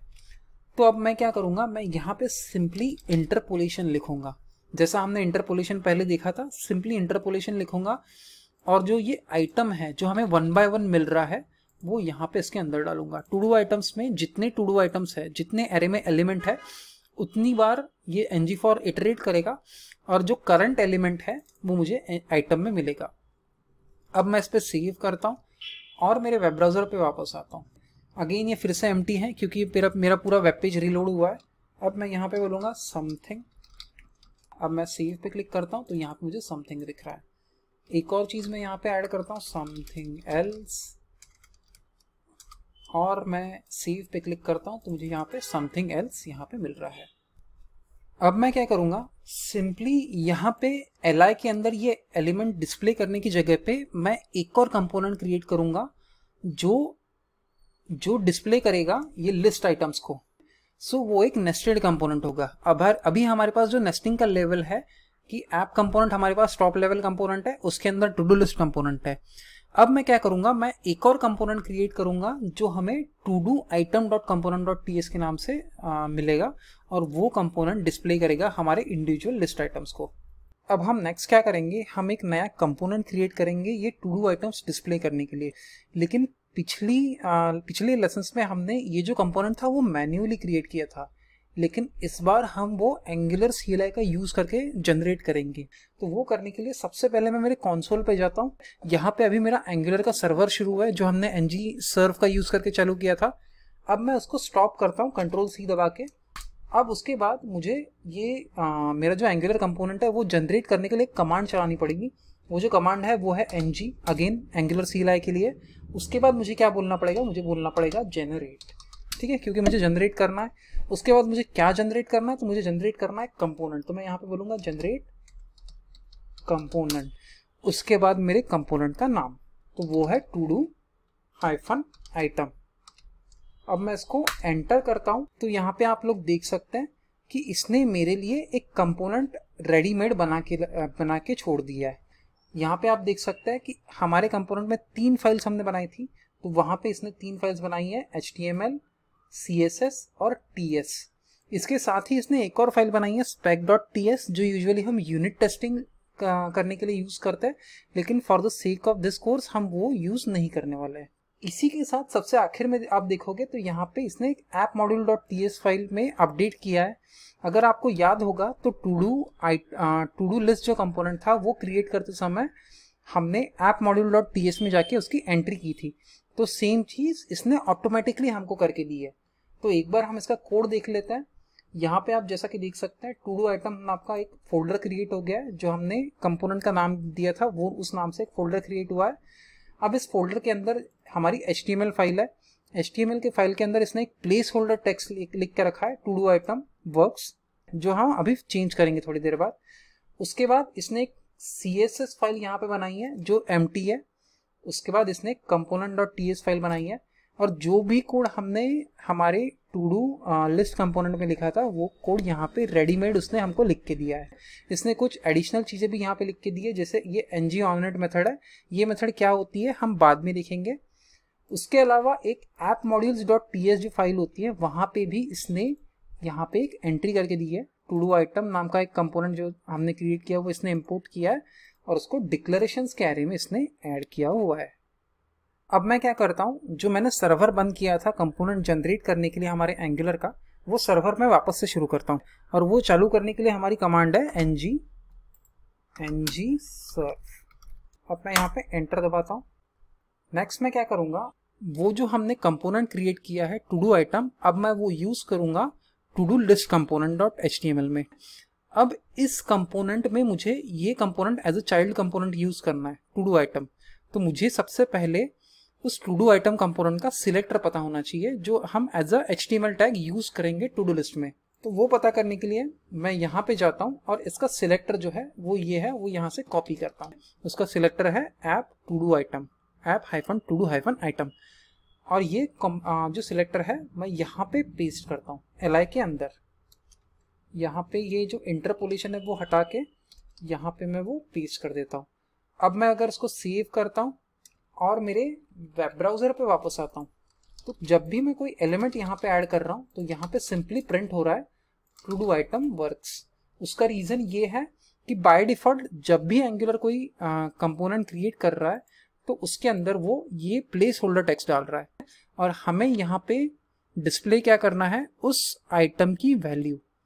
और इसके लिए हमें क्या करना पड़ेगा, हमें पास करनी पड़ेगा ये जो आइटम हम यहाँ पे देख रहे हैं, ये जो आइटम है उस इटरेशन में हमें पास करना पड़ेगा टू डू आइटम को। सो टू डू लिस्ट से जो वैल्यू हमें पास करनी है टू डू आइटम में, ठीक है, जो पेरेंट कंपोनेंट है मेरा टू डू लिस्ट, उससे पास करनी है हमें टू डू आइटम कंपोनेंट में। उसके लिए मैं क्या करूँगा, मैं जाऊँगा मेरे टू डू आइटम कंपोनेंट में जो हमने अभी जनरेट किया है CLI से, और उसके लाइन नंबर 1 पे आप देख सकते हैं इंपोर्ट स्टेटमेंट, जहाँ पे हम कंपोनेंट और ऑननेट नाम की दो चीज़ें इंपोर्ट कर रहे हैं। यहाँ पे मैं तीसरी एक और चीज़ इंपोर्ट करूँगा जो कि एक डेकोरेटर है, और उसका नाम है इनपुट। अब मैं क्या करूँगा, इस इनपुट डेकोरेटर का यूज़ करके एक नई बाइंडिंग स्पेसिफाई करूँगा।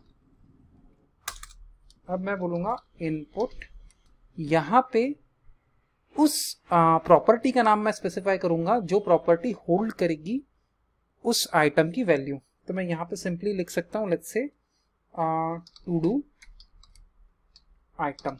ये एक स्ट्रिंग होगा, बाय डिफॉल्ट इसकी वैल्यू एम्प्टी स्ट्रिंग होगी। अब मैं इसको सेव करता हूँ। अब इस प्रॉपर्टी का नाम जो है वो है टू डू आइटम। इस नेम, ये जो प्रॉपर्टी है ये यूज करके हम वैल्यू एक्सेप्ट करेंगे टू डू लिस्ट कंपोनेंट से।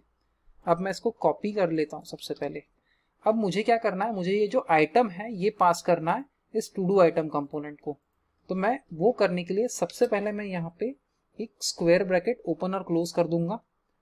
नेक्स्ट चीज मुझे क्या करनी है, जो मैंने इनपुट डेकोरेटर से का यूज करके जो मैंने प्रॉपर्टी क्रिएट की है टू डू आइटम, वो मुझे यहाँ से उसका नेम मैं यहाँ से कॉपी करके स्क्वायर ब्रैकेट के अंदर लिखूंगा, और उसके बाद मैं बोलूँगा इक्वल टू, और जो वैल्यू मुझे पास करनी है जो है आइटम वो यहाँ पे मैं लिख दूंगा।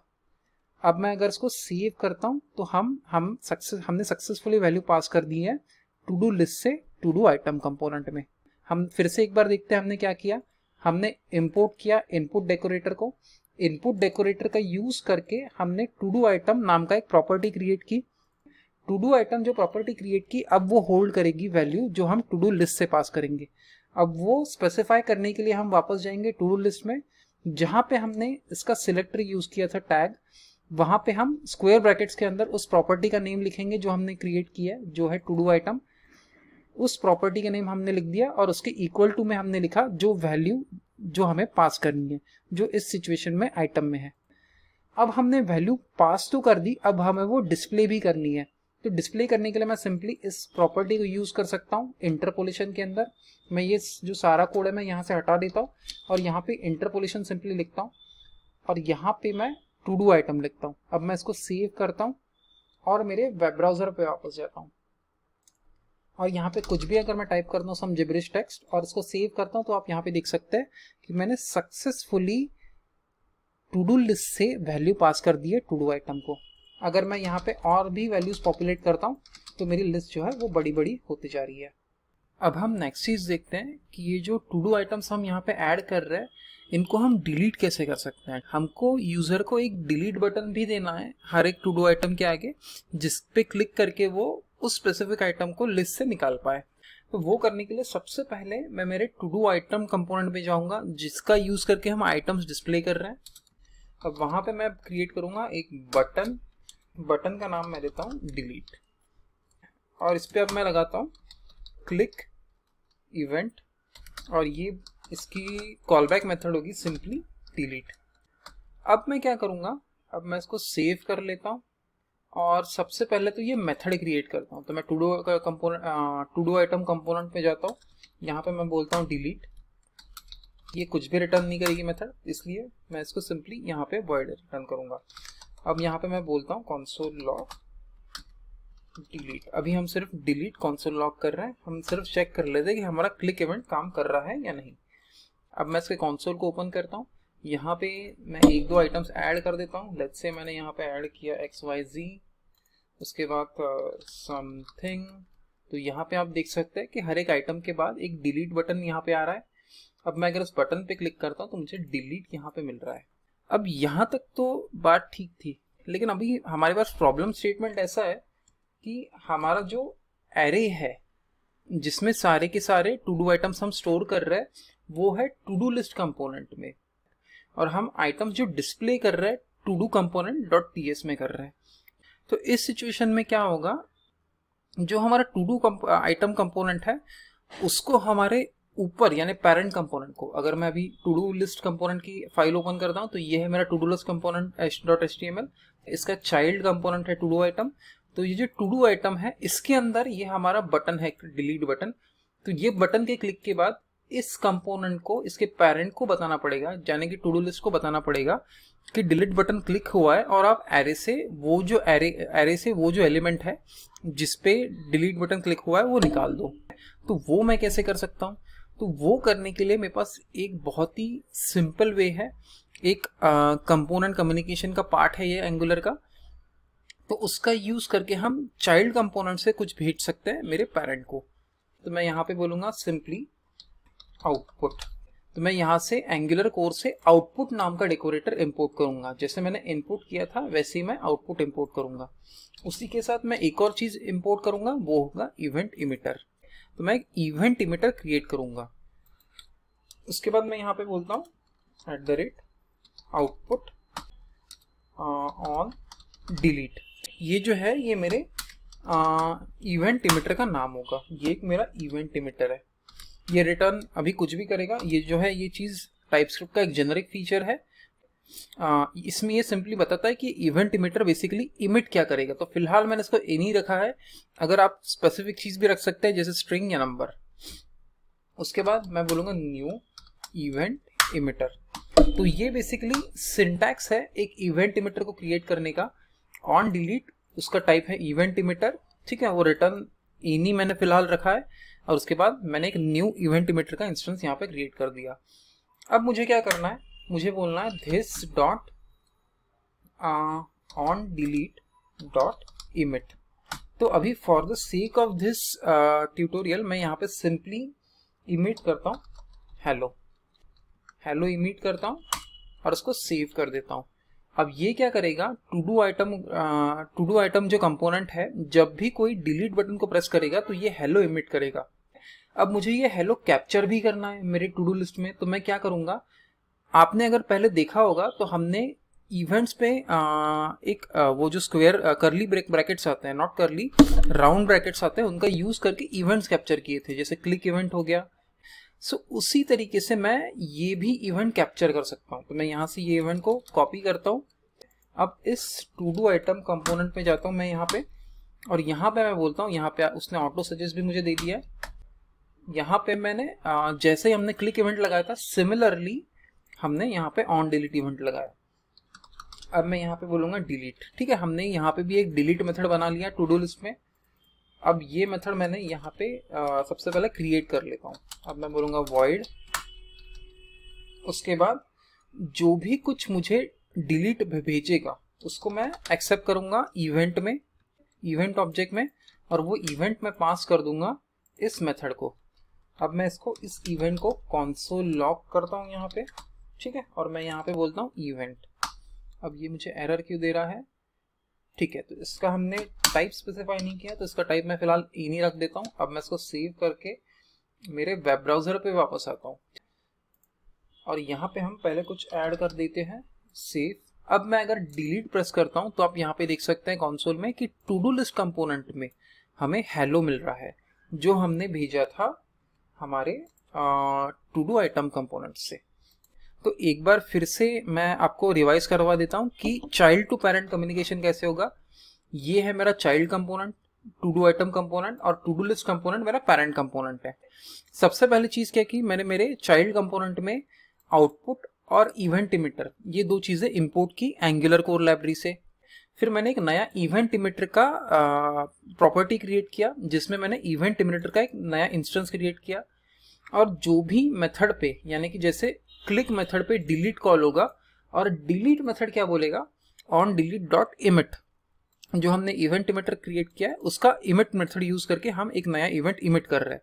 अब ये इवेंट इमिट तो मेरे चाइल्ड कंपोनेंट ने कर दिया, लेकिन मुझे ये कैप्चर भी करना है। तो कैप्चर करने के लिए मैं मेरे पेरेंट कंपोनेंट में गया, और जैसे हम कोई भी इवेंट बाइंडिंग यहाँ पे लगाते हैं एंगुलर में, सिमिलरली मैंने इस इवेंट इमिटर के लिए भी ऑन डिलीट के लिए एक बाइंडिंग लगा दी, और उस पर एक कॉलबैक मेथड मैंने क्रिएट की डिलीट नाम की। डिलीट मेथड एक प्रॉपर्टी एक्सेप्ट करेगा जो होगा इवेंट। ये जो कुछ भी इमिट जो है, इस इमिट प्रॉपर्टी को हम फीड करेंगे वो हमें सीधा मिलेगा इस इवेंट में। ये इवेंट मैंने यहाँ पे एक्सेप्ट कर लिया डिलीट पे, और अब हम इसको कंसोल लॉग कर रहे हैं।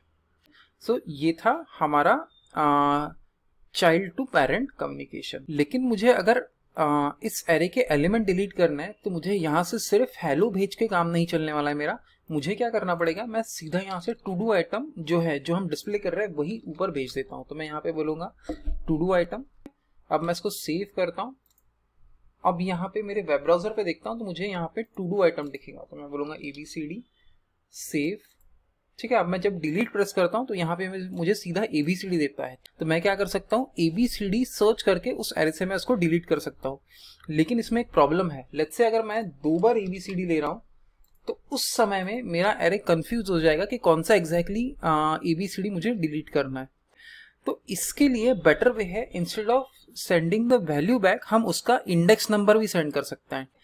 तो उसके लिए मैं क्या करता हूँ, उस एरे के सारे इंडेक्स नंबर जो है वो यहाँ पे भेजता हूँ। तो मैं सबसे पहले यहाँ पे क्या बोलूंगा, यहाँ पे मैं एक और इनपुट बाइंडिंग ये एक्सेप्ट करूंगा, उसको मैं बोलता हूँ index number equal to, by default उसकी वैल्यू कुछ भी नहीं रहेगी, तो लेट्स से मैं उसकी वैल्यू देता हूँ -1, डिफॉल्ट वैल्यू -1 रहेगी। अब मैं इसको सेव करता हूँ। मैंने टू डू आइटम्स में एक इंडेक्स नाम की बाइंडिंग बना तो दी, अब मुझे वो यहाँ से पास भी करनी पड़ेगी। तो पास करने के लिए मैं यहाँ पे सिंपली क्या बोल सकता हूँ, let I equal to index. तो इसमें एंगुलर क्या करेगा, एंगुलर खुद ही इस आई में सारी इंडेक्सेस की वैल्यू जो है वो स्टोर करते जाएगा 1 by 1। फॉर एग्जाम्पल अगर ये लूप 4 बार चलता है तो हर लूप में आई की वैल्यू 0, 1, 2, 3, 4 ऐसे होती जाएगी। अब मुझे वो वैल्यू पास करनी है, तो वो मैं कैसे करूंगा, यहाँ पे मैं बोलूंगा इंडेक्स इक्वल टू आई। यहाँ तक हो गया मेरा वैल्यू पास करना। अब मैं इसको एक बार चेक कर लेता हूँ कि वैल्यू मुझे सही से मिल रही है क्या। तो यहाँ पे instead of passing to do item मैं यहाँ पे पास करता हूँ इंडेक्स। अब इसको मैं सेव करके मेरे वेब ब्राउजर पे वापस आता हूँ, मेरा कंसोल क्लियर करता हूँ, और यहाँ पे बोलता हूँ ABCD, इसको सेव करता हूँ, और वापस से फिर से सेम नेम से एक और आइटम बनाता हूँ और इसको भी सेव करता हूँ। अब अगर मैं इसको क्लिक करता हूँ तो मुझे 0 मिलना चाहिए, इसको क्लिक करता हूँ तो 1 मिलना चाहिए। तो इस पर अगर मैं क्लिक कर रहा हूँ तो 0 मिल रहा है, इस पर अगर क्लिक करता हूँ तो 1 मिल रहा है। सो इस तरीके से हमने डिटरमाइन कर लिया है कि कौन से एग्जैक्ट इंडेक्स पे हमारा जो एलिमेंट है उसे हमको डिलीट करना है। अब हम नेक्स्ट लेसन में देखते हैं कि एग्जैक्टली हम कैसे एक इंडेक्स का यूज करके एरे से एलिमेंट को डिलीट कर सकते हैं। तो अब मुझे एग्जैक्टली वो इंडेक्स मिल रहा है उस एलिमेंट का जो मुझे डिलीट करना है। अब मैं क्या कर सकता हूँ, मैं जावास्क्रिप्ट में एक मेथड होती है स्प्लाइस नाम से, उस स्प्लाइस नाम की मेथड का यूज करके वो एलिमेंट डिलीट कर सकता हूँ जिसका इंडेक्स मुझे मिल रहा है। तो मैं यहाँ पे सिंपली जाऊंगा डिलीट मेथड में और यहाँ पे बोलूंगा this dot to do items. To do items मेरा एरे है, फिर उसके बाद मैं बोलूंगा डॉट स्प्लाइस। ठीक है, अब स्प्लाइस मेथड क्या करेगा, फर्स्ट पैरामीटर वो एक्सेप्ट करेगा जहां से उसे डिलीट करना स्टार्ट करना है एरे एलिमेंट्स। तो वो इंडेक्स मेरे इवेंट में है, तो मैं बोलूंगा डॉलर इवेंट। उसके बाद वहां से स्टार्ट करते हुए मुझे कितने आइटम्स डिलीट करने, सिर्फ एक, तो मैं यहाँ पे लिखूंगा 1। अगर मुझे 2 एलिमेंट्स डिलीट करने होते या 3 एलिमेंट्स डिलीट करने होते तो मैं वो नंबर यहाँ पे स्पेसिफाई करता था कि starting from this index how many elements I need to delete, वो मुझे यहाँ पे स्पेसिफाई करना है। अब मैं इसको सेव करता हूँ और मेरे वेब ब्राउजर पे वापस आता हूँ। ठीक है, अब मैं यहाँ पे कुछ यहाँ पे टू डू आइटम्स ऐड करता हूँ, something else, let's say ABCD और आखिरी में XYZ। अब मैं इसको सेव करता हूँ। अब मुझे क्या करना है, लेट्स से मुझे ये जो समथिंग एल्स है ये इस एरे से डिलीट करना है। तो मैं यहाँ पे सिंपली डिलीट पे क्लिक करूंगा, तो आप यहाँ पे देख सकते हैं कि वो स्पेसिफिक एलिमेंट मेरी स्प्लाइस मेथड ने उस एरे से डिलीट कर दिया है।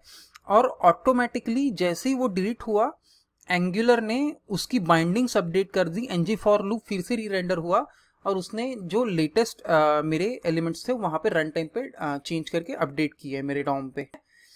अब होगा क्या, अब नेक्स्ट टाइम जैसे ही मैं डिलीट इंडेक्स जो था जिसपे एलिमेंट इंडेक्स का 1, वो जैसे ही डिलीट होता है तो इंडेक्स 2 से एक एक लेवल अप शिफ्ट हो जाएगा। अब ABCD का इंडेक्स 1 होगा और XYZ का इंडेक्स 2 होगा। अब अगर मैं फिर से ABCD पे क्लिक करता हूँ तो अब क्योंकि इसका इंडेक्स 1 है तो यहाँ पे फिर से 1 प्रिंट होगा और ABCD डिलीट हो जाएगा। तो मैं डिलीट यहाँ पे क्लिक करता हूँ तो यहाँ पे देख सकते हैं यहाँ पे वो उसने फिर से 1 को लॉक किया है और ABCD जो है मेरे एरे से डिलीट हो चुका है। तो मेरी to do application almost complete हो चुकी है। हम टू डू लिस्ट में आइटम्स ऐड कर सकते हैं, जो आइटम्स हमने ऐड किए हैं वो डिस्प्ले हो रहे हैं और साथ ही साथ डिलीट बटन का यूज करके मैं टू डू आइटम्स को डिलीट भी कर सकता हूँ। लेकिन अभी भी मेरी एप्लीकेशन में एक मेजर प्रॉब्लम है, वो ऐसा है कि मेरा जो डेटा है वो अभी भी कहीं पे स्टोर नहीं होता है। अगर मैं इस वेब पेज को अभी रिफ्रेश कर दूं तो मेरा सारा का सारा डेटा यहाँ से डिलीट हो जाएगा। ठीक है, तो इस एप्लीकेशन के लिए हम कोई फुल फ्लेज डेटाबेस जैसे कि MySQL या MongoDB तो यूज़ नहीं करेंगे, लेकिन हम हमारा सारा डेटा लोकल स्टोरेज में रखेंगे, जो कि एक ब्राउज़र स्टोरेज होता है जो की वैल्यू पेयर्स में डेटा को स्टोर करता है। लेकिन ये जो डेटा है हम सीधा हमारे कंपोनेंट से स्टोर नहीं करेंगे, उसके लिए हम एक नया कंसेप्ट इंट्रोड्यूस करने वाले हैं जो एंगुलर का कंसेप्ट है, वो है एंगुलर की सर्विसेज। ठीक है, बेसिकली एंगुलर की सर्विसेज क्या होती है, वो सिंगलटन क्लास होती है जो बिजनेस लॉजिक या कोई ऐसा कोड जो हम बार बार रीयूज करने वाला है वो मल्टीपल कंपोनेंट्स से शेयर कर सकती है। तो हम मिलते हैं हमारे अगले लेसन में और क्रिएट करेंगे हमारी पहली एंगुलर सर्विस।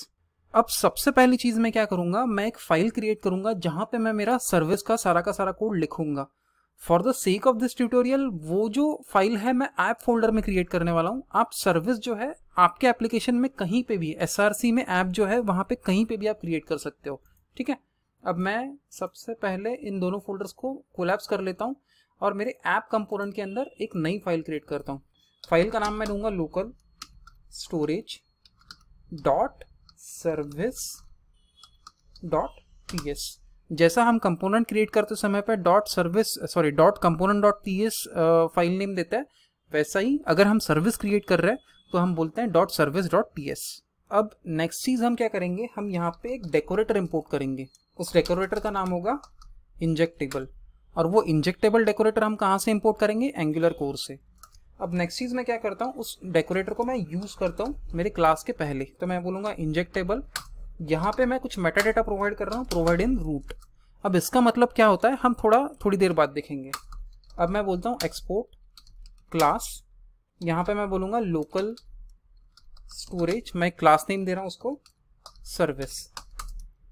अब इस क्लास की दो पर्पज है। ठीक है, सबसे पहले तो होगा वो डेटा सेव करना लोकल स्टोरेज में, और सेकंड होगा लोकल स्टोरेज से डेटा फेच करना। तो अब हम क्या करते हैं, वो दोनों पर्पस के लिए हम दो मेथड्स यहाँ पे क्रिएट करते हैं। तो सबसे पहली मेथड होगी सेव। तो मैं बोलता हूँ सेव।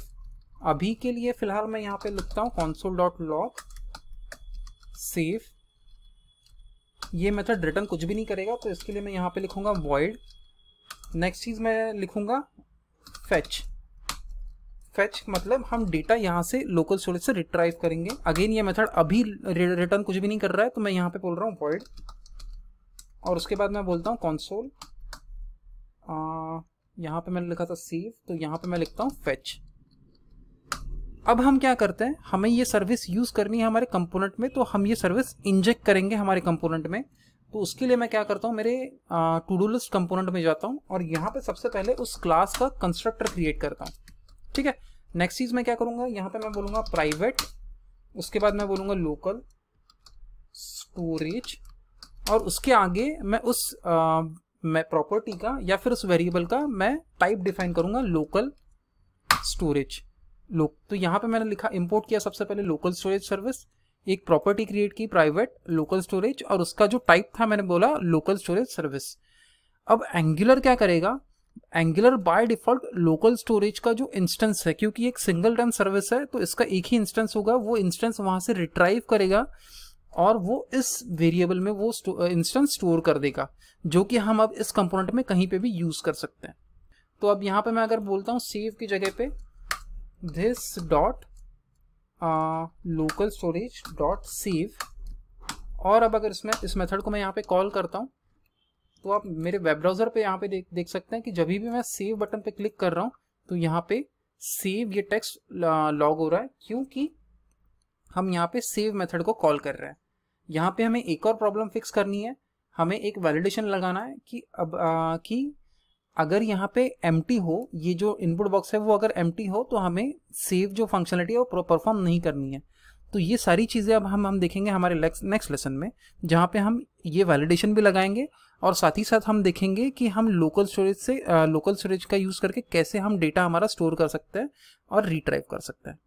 तो आगे बढ़ने से पहले हम एक छोटा सा डेमो देख लेते हैं लोकल स्टोरेज का। ठीक है, हम एक ओवरव्यू देखेंगे जिसमें हम देखेंगे कि लोकल स्टोरेज में हम डेटा कैसे स्टोर कर सकते हैं, लोकल स्टोरेज से हम डेटा कैसे फेच कर सकते हैं, और साथ ही साथ लोकल स्टोरेज से जो डेटा है वो हम डिलीट कैसे कर सकते हैं। तो ये सारी चीज़ें हम देखेंगे।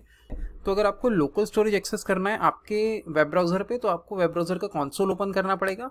यहाँ पे एप्लीकेशन में जाके एक लोकल स्टोरेज नाम का लेफ्ट हैंड साइड में आपको ऑप्शन दिखेगा, जहाँ पे आपके लोकल स्टोरेज में क्या क्या स्टोर्ड है वो आप यहाँ से एक्सेस कर सकते हैं। अब हम क्या करते हैं, हम सीधा इसके कंसोल पे जंप करते हैं और हम देखते हैं कि लोकल स्टोरेज में हम वैल्यूज कैसे ऐड कर सकते हैं। तो जावास्क्रिप्ट आपको आउट ऑफ द बॉक्स एक ऑब्जेक्ट दे देगा जिसका नाम है लोकल स्टोरेज, तो उसका यूज करके आप कोई भी वैल्यू लोकल स्टोरेज में स्टोर कर सकते हैं। तो मैं यहाँ पे सिंपली बोलता हूँ मेरे कंसोल में लोकल स्टोरेज, फिर जो मेथड जिसका यूज करके हम डेटा ऐड करेंगे वो मेथड का नाम है सेट आइटम। तो मैं यहाँ पे बोलूँगा सेट आइटम। यहाँ पे सेट आइटम में मैं सबसे पहले वैल्यू लिखूंगा लेट्स से फ्रेमवर्क में मैंने लिखा एंगुलर। अब मैं इसको यहाँ पे एंटर दबा के सेव करता हूँ। जैसे ही मैंने एंटर दबाया, और अब अगर मैं मेरे एप्लीकेशन टैब में वापस जाता हूँ और मेरे लोकल स्टोरेज में देखता हूँ, यहाँ पे ये जो है ये इस वेब पेज का लोकल स्टोरेज है। तो ये अगर मैं इस लोकल स्टोरेज में देखता हूँ तो आप यहाँ पे देख सकते हैं कि फ्रेमवर्क नाम की की है यहाँ पे, और उसकी वैल्यू है एंगुलर। तो इस तरीके से की वैल्यू पेयर्स में लोकल स्टोरेज में डेटा मेरा स्टोर हो रहा है। अब अगर मुझे ये डेटा फेच करना है लोकल स्टोरेज से, तो मैं वो कैसे कर सकता हूँ, मैं यहाँ पे सिंपली बोलूँगा local storage dot gate item. अब मैं यहाँ पे गेट आइटम में सिर्फ एक ही पैरामीटर पास करूँगा, वो होगा फ्रेमवर्क। अब मैं इसको एंटर दबाता हूँ तो ये यहाँ से फ्रेमवर्क रिट्राइव कर रहा है। अगर मुझे लोकल स्टोरेज से ये जो फ्रेमवर्क है वो निकाल देना, तो मैं सिंपली यहाँ पे क्या कर सकता हूँ, यहाँ पे मैं सिंपली बोलूँगा गेट आइटम की जगह पे रिमूव आइटम। और जैसे ही मैं यहाँ पे रिमूव बोलता हूँ और मेरे एप्लीकेशन के टैब में वापस जाता हूँ, तो आप यहाँ पे देख सकते हैं कि लोकल स्टोरेज से मेरा जो डेटा है वो डिलीट हो चुका है। स्ट्रिंग और नंबर्स जैसे प्रिमिटिव डेटा टाइप्स के अलावा आप ऑब्जेक्ट्स और एरेज भी डेटा लोकल स्टोरेज में स्टोर कर सकते हो। फॉर एग्जांपल लेट्स से मुझे ऑब्जेक्ट स्टोर करना है, लेट्स से यूज़र नाम का, ठीक है, यहाँ पे मैंने एक यूज़र नाम का ऑब्जेक्ट क्रिएट कर लिया जिसमें उसका नेम है, नेम मैं देता हूँ हर्षल, HARSHAL। अब मैं इसको एंटर करके सेव करता हूँ। अब मेरे पास यूज़र नाम का एक ऑब्जेक्ट है। अब मुझे ये ऑब्जेक्ट जो है लोकल स्टोरेज में स्टोर करना है, लेकिन इसको स्टोर करने का कुछ तरीका अलग है। पहले हमने ये तरीका देखा था, इसका यूज़ करके देखते हैं, उसके बाद हम देखेंगे सही तरीका। अब मैं इसको बोलता हूँ local storage dot set item, local storage dot set item. उसमें हम की जो है उसके आइडेंटिफायर, उसका नाम फिलहाल देते हैं यूज़र, और उसके बाद मैं यहाँ पे यूज़र जो हमारा वेरिएबल है वो यहाँ पे देता हूँ। अब मैं एंटर दबाता हूँ और मेरे एप्लीकेशन टैब में वापस जाता हूँ, तो आप यहाँ पे देख सकते हैं कि हमारी जो की है यूज़र जो हमने दी थी वो तो यहाँ पे सही से आ गई, लेकिन उसकी वैल्यू कुछ इस तरीके से यहाँ पे आई है, ऑब्जेक्ट। तो हो क्या रहा है, जब हम कोई कॉम्प्लेक्स डेटा टाइप जैसे ऑब्जेक्ट या एरे हम लोकल स्टोरेज में सेव कर रहे हैं, तो वो हम सीधा का सीधा सेव नहीं कर सकते हैं, उसको पहले हमको स्ट्रिंगिफाई करना पड़ेगा। तो जल्दी से मैं बताता हूँ आपको एग्जैक्टली मैं क्या बोल रहा हूँ। यहाँ पे ये जो सेट आइटम कमांड है, इंस्टेड ऑफ डायरेक्टली पासिंग ये यूजर, हमको क्या करना पड़ेगा, हमको बोलना पड़ेगा जेसन डॉट स्ट्रिंगिफाई। ये अगेन एक और ऑब्जेक्ट है जो हमें जावास्क्रिप्ट में बिल्ट इन मिलता है, जेसन। इसका यूज करके हम चीज़ों को स्ट्रिंगिफाई कर सकते हैं, मीन्स उनकी वैल्यूज को स्ट्रिंग में कन्वर्ट कर सकते हैं। अब मैं यहाँ पे बोलूँगा यूज़र। अब मैं इसको एंटर दबाता हूँ और मेरे एप्लीकेशन में वापस जाता हूँ, एप्लीकेशन टैब में, तो आप यहाँ पे देख सकते हैं कि अब जो मेरा यूज़र है वो वहाँ पे स्टोर हो चुका है। अगर मैं इसको रिट्राइव करने की कोशिश करूँगा तो मैं यहाँ पे सिंपली बोलता हूँ लेट्स से गेट आइटम। यहाँ पे मैं अगर गेट आइटम बोलूँगा यूज़र, तो ये मुझे यहाँ पे स्ट्रिंग फॉर्मेट में मिल रहा है, क्योंकि हमने जब उसको स्टोर किया तो हमने उसको जेसन स्ट्रिंगिफाई का यूज़ करके स्ट्रिंग में कन्वर्ट कर दिया। तो जब हम उसको फैच करेंगे तो हमें स्ट्रिंग ही वापस मिलेगा। तो इसको वापस से ऑब्जेक्ट में कन्वर्ट करने के लिए हमारे पास एक और मेथड है जिसका नाम है जेसन डॉट पार्स। अब जेसन डॉट पार्स के अंदर मैं लिखूंगा local storage dot gate item और हमारी जो की है वो यूज़र।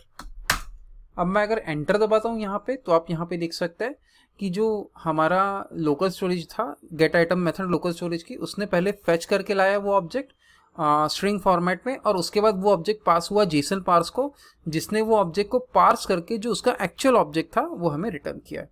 अब सबसे पहले हम क्या करते हैं, वो जो हमारी एप्लीकेशन में एक प्रॉब्लम है जहाँ पे यूज़र एम्प्टी आइटम भी हमारे टू डू लिस्ट में ऐड कर सकता है, वो प्रॉब्लम को हम फिक्स कर देंगे। ये फिक्स करने के लिए मैं सीधा मेरे कोड पे जाता हूँ और यहाँ पे जो सेव मेथड है, यहाँ पे मैं एक कंडीशन लगाऊंगा। लाइन नंबर 17 पे जो हमने सर्विस की मेथड कॉल की है, इसकी अभी फिलहाल हमें ज़रूरत नहीं है, तो ये अभी मैं निकाल लेता हूँ। इसको मैं अनकमेंट करता हूँ इस लाइन को। अब मैं नेक्स्ट चीज़ क्या करूँगा, मैं नेक्स्ट चीज़ यहाँ पे कंडीशन लगाऊंगा। सिंपली मैं बोलूँगा इफ़ में मैं क्या लिखूँगा, if input element dot value, अगर इनपुट एलिमेंट की वैल्यू ट्रू थी है, and input element dot value dot trim जो मेथड होता है वो क्या करता है, वाइट स्पेसेस को एरे के एंड से और स्ट्रिंग के एंड से और स्ट्रिंग के बिगिनिंग से निकाल देता है। तो अगर हम ट्रिम करने के बाद हमारा जो स्ट्रिंग है वो एम्प्टी स्ट्रिंग नहीं है, यानी इस प्रकार से नहीं है, तो ही हम वो वैल्यू स्टोर करेंगे एरे में। अब मैं इसको सेव करता हूँ और मेरे ब्राउज़र पे वापस आता हूँ, और अगर अब मैं इसको सेव करने की कोशिश करता हूँ तो यहाँ पे नहीं हो रहा है। अगर मैं यहाँ पे कुछ वैल्यू ऐड करता हूँ, लेट्स से ABCD, और उसके बाद अगर मैं इसको सेव करता हूँ तो वैल्यू हम ऐड कर पा रहे हैं। अब नेक्स्ट चीज़ हम क्या करेंगे, हम हमारा जो लोकल स्टोरेज सर्विस था वो सबसे पहले कंप्लीट कर लेंगे। तो यहाँ पे अब तक मैंने सिर्फ यहाँ पे लॉग किया है वैल्यूज, कंसोल लॉग किया है, तो वो कंसोल लॉग्स मैं यहाँ से हटा देता हूँ और जो एक्चुअली मैं डेटा सेव करने का कोड है वो यहाँ पे लिख देता हूँ। फेच का जो सेव का रिटर्न टाइप होगा वो void ही होगा, क्योंकि सेव के टाइम पे हम कुछ रिटर्न नहीं करेंगे। लेकिन फेच का जो रिटर्न टाइप होगा हम void को हटा के एनी कर देते हैं, क्योंकि जो भी वैल्यू हम लोकल स्टोरेज से फेच करेंगे, एरे या फिर हो सकता है किसी सिचुएशंस में ऑब्जेक्ट या स्ट्रिंग्स, वो हम रिटर्न करते जाएंगे। सेव के टाइम पे हम क्या करेंगे, हम दो चीज़ें एक्सेप्ट करेंगे, एक तो की, लोकल स्टोरेज का जो आइडेंटिफायर होता है हमने देखा की, और उसकी वैल्यू, जो हम एक्चुअल वैल्यू जो हम लोकल स्टोरेज में सेव करने वाले हैं। तो मैं यहाँ पे बोलता हूँ की हमेशा स्ट्रिंग होगा, तो यहाँ पे मैं स्ट्रिंग लिखता हूँ। वैल्यू, तो वैल्यू बेसिकली कुछ भी हो सकता है, तो मैं एनी लिखता हूँ। अब मुझे क्या करना है, सबसे पहले मुझे वैल्यू स्ट्रिंगिफाई करके एक प्रॉपर्टी में या एक वेरिएबल में स्टोर करनी है। तो मैं यहाँ पे बोलता हूँ कॉन्स्ट जो स्ट्रिंगिफाइड वैल्यू उसके लिए मैं वैल नाम का एक वेरिएबल बनाता हूँ और यहाँ पे मैं बोलता हूँ जेसन डॉट स्ट्रिंगिफाई वैल्यू। इससे क्या होगा, जो भी वैल्यू होगी वो स्ट्रिंगिफाइड फॉर्मेट में मुझे यहाँ पे वैल में मिल जाएगी। नेक्स्ट चीज़ में क्या करूँगा, मैं सिंपली बोलूँगा local storage dot set item. जैसा कि हमने देखा था थोड़ी देर पहले, सेट आइटम का सबसे पहला पैरामीटर होगा मेरा की और सेकंड पैरामीटर होगा वैल। वैल मतलब जो हमने स्ट्रिंगिफाइड की थी वैल्यू वो। अब मैं नेक्स्ट चीज़ क्या करूँगा, मैं फेच में बोलूँगा सबसे पहले तो मैं यहाँ पे की एक्सेप्ट करूँगा फेच में। यहाँ पे मैं बोलता हूँ स्ट्रिंग और उसके बाद मैं बोलूँगा रिटर्न दिस, सॉरी दिस नहीं होगा, यहाँ पे होगा local storage dot gate item. और उसके बाद जो भी की हमने यहाँ से एक्सेप्ट की है वो हम यहाँ पे हमारी लोकल स्टोरेज की जो प्रॉपर्टी है उसको हम पास कर देंगे। अब मैं इसको सेव करता हूँ। अब हम लोकल स्टोरेज सर्विस इंटीग्रेट करते हैं हमारे टू डू लिस्ट कंपोनेंट के साथ। तो वो करने के लिए मैं जो हमारी कंपोनेंट की टाइपस्क्रिप्ट फाइल है वहाँ पे आऊँगा। यहाँ पे 3 जगह पे मुझे लोकल स्टोरेज को यूज़ करना पड़ने वाला है। सबसे पहले जब हम सेव करेंगे तब हमें लोकल स्टोरेज अपडेट करना है, जब हम कोई आइटम डिलीट करेंगे तब हमें लोकल स्टोरेज यूज़ करना है, और अगर हम एप्लीकेशन रीलोड करते हैं या फिर रिफ्रेश करते हैं तब हमें लोकल स्टोरेज यूज़ करना है। यानी कि लोकल स्टोरेज से डेटा लेके आना है और फिर उसके बाद डिस्प्ले करना है हमारे स्क्रीन पे। तो सबसे पहले हम शुरुआत करते हैं सेव के साथ। तो मैं यहाँ पे क्या करूँगा, जब भी हम कोई भी आइटम यहाँ पे टू डू आइटम्स में पुश कर रहे हैं तो मैं यहाँ पे सबसे आखिर में क्या बोलूँगा, this dot local storage dot save. हमारी जो की होगी वो होगी टू डू हाइफन लिस्ट। आप कुछ भी दे सकते हैं आपके सिचुएशन में। मैं इस समय पे सिर्फ उसको टू डू हाइफन लिस्ट ऐसा बोल रहा हूँ। अब मैं बोल रहा हूँ this dot to do items. जो हमारा एरे है हम वो सीधा का सीधा सेव कर देंगे हमारे लोकल स्टोरेज में। अब मैं इसको सेव करता हूँ और मेरे वेब ब्राउज़र पे वापस आता हूँ। यहाँ पे मैं बोलता हूँ ABCD और अब अगर मैं इसको सेव करता हूँ तो ये आइडियली मेरे लोकल स्टोरेज में सेव हो जाना चाहिए। वो चेक करने के लिए मैं मेरे एप्लीकेशन टैब में जाऊँगा और यहाँ पे लोकल स्टोरेज अगर चेक करूँगा तो आप यहाँ पे देख सकते हैं कि जो टू डू लिस्ट है वो यहाँ पे हमें सेव मिल रहा है। ये जो है ये हमने लास्ट ट्यूटोरियल में सेव किया था तो इसकी मुझे ज़रूरत नहीं, तो इसको मैं डिलीट कर देता हूँ। लेकिन मेरा टू डू लिस्ट जो है मैं वैसा का वैसा ही रहने दूंगा। अब अगर मैं इसको अपडेट करता हूँ, इसमें एक नया वैल्यू ऐड करता हूँ, तो ये क्या होगा, यहाँ पे मैन्युअली 1 बाय 1 एक नई वैल्यूज ऐड होती जाएंगी। अब अगर मैं यहाँ पे समथिंग बोलता हूँ, सेव करता हूँ, तो अगेन मुझे समथिंग मिलेगा। यहाँ पे अगर मैं बोलता हूँ समथिंग एल्स और सेव करता हूँ तो मुझे समथिंग एल्स मिलेगा। अब लेकिन यहाँ पे एक प्रॉब्लम ऐसा है कि जब भी मैं इसको डिलीट कर रहा हूँ कोई आइटम, तो फिर उस सिचुएशन में मेरा लोकल स्टोरेज अपडेट नहीं हो रहा है। उसका रीज़न ये है कि हमने सेव करने का तो कोड लिख दिया है, लेकिन अब तक हमने डिलीट करने का और साथ ही साथ लोड करने का भी कोड नहीं लिखा है। तो अब हम दोनों चीज़ें ये अब करेंगे। तो सबसे पहले मैं डिलीट करने के लिए यहाँ पे क्या बोलता हूँ, जैसे ही ये एरे अपडेट होगा तो मैं सेम कोड जो है यहाँ पे पेस्ट कर दूंगा। हमें क्या करना है, पूरा का पूरा यहाँ पे एरे अपडेट करना है। तो अब मैं इसको सेव करता हूँ और मेरे वेब ब्राउज़र पे वापस आता हूँ। अब ये जो है ये मैं रीसेट करने के लिए इसको यहाँ से डिलीट कर देता हूँ। अब यहाँ पे मैं बोलूँगा ABCD और इसको सेव करता हूँ। तो आप यहाँ पे देख सकते हैं हमारी टू डू लिस्ट क्रिएट हो चुकी है लोकल स्टोरेज में और एक आइटम भी यहाँ पे ऐड हो चुका है। उसके बाद मैं एक और आइटम यहाँ पे ऐड करता हूँ, सेव करता हूँ, तो यहाँ पे आप देखेंगे कि टू डू लिस्ट में अगेन मेरा जो एलिमेंट है वो ऐड हो चुका है। अब अगर मैं ABCD को यहाँ से डिलीट करता हूँ तो आप यहाँ पे देख सकते हैं कि अब हमारा लोकल स्टोरेज यहाँ पे ABCD को भी डिलीट कर रहा है। अब अगर XYZ को भी मैंने डिलीट कर देता हूँ तो टू डू लिस्ट जो है हमारे लोकल स्टोरेज में वो एक एम्प्टी एरे स्टोर कर रहा है। अगर मैं इसको फिर से कुछ इसमें ऐड करता हूँ समथिंग और इसको सेव करता हूँ तो अगेन मेरे टू डू लिस्ट में एक नया एलिमेंट ऐड हो गया। अब इसमें एक और चीज़ बची है। अब अगर मेरे वेब ब्राउज़र को मैं रिफ्रेश करता हूँ तो लोकल स्टोरेज में तो मेरी वैल्यू वैसे की वैसी है, लेकिन वो अब तक स्क्रीन पे डिस्प्ले नहीं हो रही है। तो अब हम हमारे अगले लेसन में देखेंगे कि कैसे हम जब कंपोनेंट हम लोड करते हैं तो हम लोकल स्टोरेज से वैल्यू फेच करके ला सकते हैं और हमारे स्क्रीन पे दिखा सकते हैं।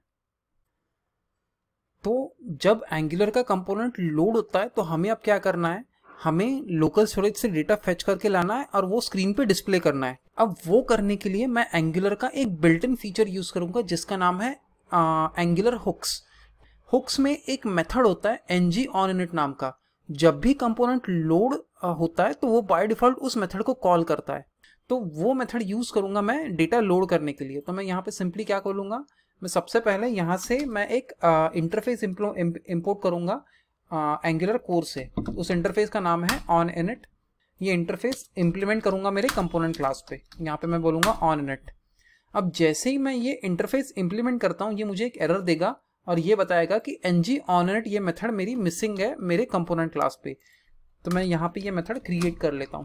तो ये मेथड का पर्पस क्या है, जब भी ये कंपोनेंट लोड होगा तो एंगुलर बाय डिफॉल्ट इस मेथड को कॉल करेगा, मुझे अलग से इस मेथड को कॉल करने की ज़रूरत नहीं है। तो यहाँ पे मैं सिंपली बोलता हूँ console log और मैं बोलूँगा कंपोनेंट लोडेड। ये हमने यहाँ पे इसलिए कंसोल लॉग किया ताकि हम चेक कर ले कि बाय डिफॉल्ट ये कंपोनेंट लोड ये कंपोनेंट जब भी लोड हो रहा है तो ये मेथड कॉल हो रहा है या नहीं।